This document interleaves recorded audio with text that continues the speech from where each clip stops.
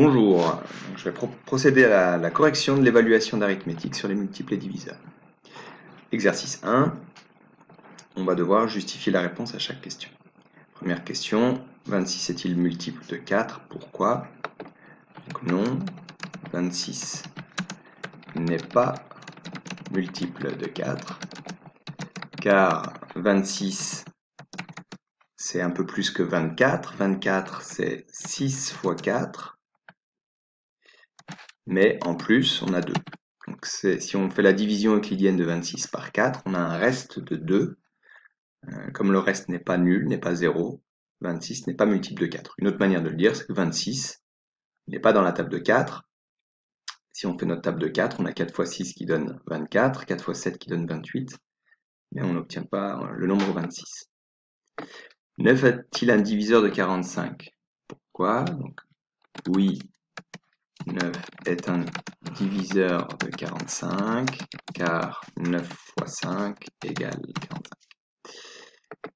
47 est-il divisible par 7? Pourquoi? Donc non, 47 n'est pas divisible par 7, car 47, alors on va l'écrire comme on l'avait fait pour 26, c'est 7 fois 6 qui donne 42, plus un reste de 5. Et le nombre suivant dans la table de 7, c'est 49. Donc 47 n'y est pas. Si on fait la division euclidienne, on a un reste de 5. Comme il n'est pas nul, 47 n'est pas divisible par 7. Voilà pour l'exercice 1. Exercice 2, donner 3 multiples de 8. On peut donner les premiers. 8 est un multiple de 8. 16 est un multiple de 8. On pourrait donner 24. On peut donner 80. 80 est un multiple de 8. 8 fois 10. Donner tous les diviseurs de 20. Alors on a toujours 1 et 20, comme pour tous les nombres. Tous les nombres entiers, on a toujours 1 et lui-même. Alors maintenant, on se pose la question, est-ce que c'est dans la table de 2? Oui, 20 est divisible par 2. C'est 2 fois 10, donc on a 2 et 10. Est-ce qu'il est divisible par 3? Non. Est-ce qu'il est divisible par 4? Oui, c'est 4 fois 5. Et là, on est sûr qu'on a terminé, parce qu'entre 4 et 5, on n'a plus de nombre entier. Donc on a obtenu tous les diviseurs de 20.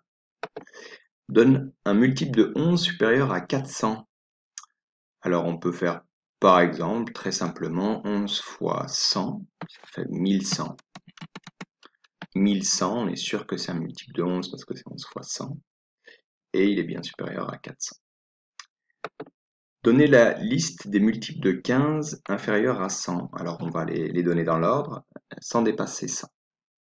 Donc on a 15, c'est 15 fois 1, 15 fois 2, 30, 15 fois 3, 45, 15 fois 4, 60, 15 fois 5, on ajoute encore 15, 75, puis 15 fois 6, 90, mais si on rajoute encore 15, on va dépasser 100.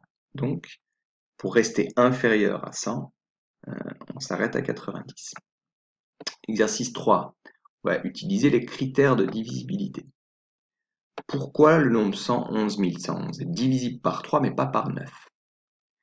Alors, pour le critère de divisibilité par 3 et par 9, on doit effectuer la somme des chiffres qui sont là.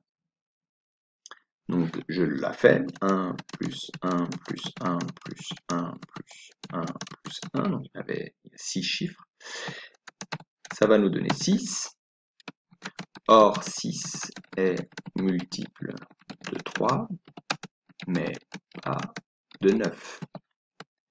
Donc 111 111 est divisible par 3, mais pas divisible par 9. Donc, rappelez-vous, cette somme des chiffres ne fonctionne que pour savoir si un nombre est divisible par 3 et par 9. Donc là, on a fait d'une pierre deux coups en faisant la somme des chiffres. Je peux tout de suite savoir s'il est dans la table de 3 et ou dans la table de 9. Parmi les nombres suivants, 200, 441, 555, 1818, lesquels sont divisibles par 2?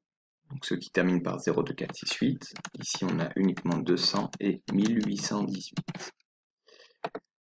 Lesquels sont divisibles par 3? Je dois faire la somme des chiffres.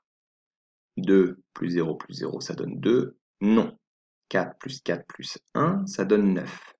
9 est divisible par 3, donc 441 est divisible par 3. 5 plus 5 plus 5, ça nous donne 15.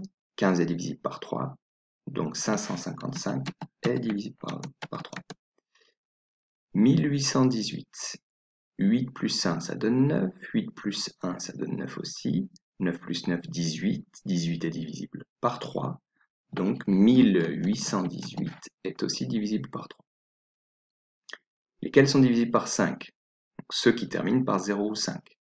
On a 200 et 555. Lesquels sont divisibles par 9? Alors on doit procéder comme pour 3. Donc à nouveau on fait la somme des chiffres. On a dit que 200, la somme était 2, il n'est pas divisible par 9. 4 plus 4 plus 1 donne 9, donc 441 est divisible par 9. 5 plus 5 plus 5, on a dit ça donne 15, qui n'est pas divisible par 9. Là, on avait trouvé une somme de 18. 8 et 1, 9, 8 et 1, 9, 9 et 9, 18. 18 est divisible par 9, donc 1818 est aussi divisible par 9. Alors, on pouvait uniquement regarder parmi ceux qui étaient là, parce que les nombres divisibles par 9 sont forcément divisibles par 3. Donc, si un nombre n'était pas dans cette liste-là, il ne pouvait pas être divisible par 9. L'exercice 4 pour terminer, de vrai ou faux. Alors, je dois dire si c'est vrai ou faux justifié. Si j'ajoute un multiple de 2 et un multiple de 3, j'obtiens un multiple de 5. Est-ce que c'est vrai, est-ce que c'est faux? Alors, ce que je vais chercher, c'est un contre-exemple, voir s'il existe un cas où ça, c'est pas vrai. Et si je trouve un contre-exemple, alors je dirais que c'est faux. Alors, on va le chercher. Je regarde un exemple. Un multiple de 2, comme 4 par exemple. 4 est un multiple de 2. Un multiple de 3, on peut prendre 15. 15 est un multiple de 3. Si j'ajoute le multiple de 2 et le multiple de 3, donc je vais faire 4 plus 15. 4 plus 15 égale 19. J'obtiens un multiple de 5. Eh bien, 19 n'est pas un multiple de 5. Donc, comme j'ai trouvé un contre-exemple, je vais dire que l'affirmation est fausse. Alors, passons à l'affirmation 2. Si un nombre est à la fois un multiple de 2 et un multiple de 3, alors c'est un multiple de 6. Alors, on peut regarder sur plusieurs exemples pour se rendre compte que ça a l'air vrai. Si on cherche un nombre qui est à la fois dans la table de 2 et de 3, on va tomber sur 6, on va tomber sur 12, sur 24, sur 18, sur 30, etc. On tombe en fait sur des nombres qui sont dans la table de 6. Donc, effectivement, on va tomber sur un multiple de 6. Maintenant, pourquoi c'est vrai? Donc, on va dire oui, l'affirmation est vraie, car alors un multiple de 2 s'écrit 2 fois quelque chose, et un multiple de 3 s'écrit 3 fois quelque chose. D'accord. Donc, si le nombre est multiple à la fois de 2 et de 3, le nombre qui est à la fois multiple de 2 et de 3 va s'écrire. Alors, il va s'écrire 2 fois 3 fois quelque chose. Pourquoi? Alors là, il y a une petite astuce quand même, ça marche pas tout le temps, ça marche parce que 2 et 3 n'ont pas de diviseur commun autre que 1. Alors, cette partie-là de la preuve, elle n'est pas évidente. Mais si on le faisait la même chose avec, on va dire, avec 6 et 3, par exemple, c'est pas parce qu'un nombre est à la fois multiple de 6 et de 3 que c'est un multiple de 18. Parce que ce que je vais écrire là ne serait plus vrai. Mais 2 et 3, ça marche, parce que 2 et 3, ils sont pas dans une même table, à part la table 2. Et ça, c'est un élément qui permet de le prouver. Mais 2 fois 3, c'est quoi? C'est 6. Or, 2 fois 3 égale 6. Donc, le nombre s'écrit 6 fois quelque chose. C'est-à-dire, c'est un multiple de 6. Voilà. Si votre justification n'est pas aussi complète, c'est normal. Là, on arrive à des choses qui sont vraiment, vraiment limites par rapport au programme de cinquième, au niveau de la preuve de pourquoi c'est vrai. Si vous avez trouvé plusieurs exemples, ici, c'est déjà pas mal. Ça vous a permis de voir que effectivement ça marchait et on se satisfera d'une telle réponse.